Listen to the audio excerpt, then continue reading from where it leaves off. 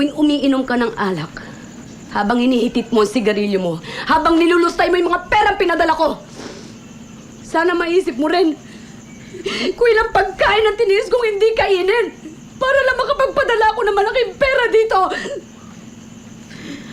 Sana, habang nakahiga ka dyan sa kutsyon mo, natutulog, maisip mo rin kung ilang taong kong tiniis ang matulog mag-isa habang nangungulila ako sa yakap ng mga mahal ko.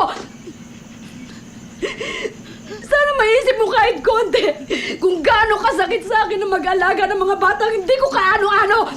Samantalang kayo mga anak ko, hindi ko man lang kayo maalagaan.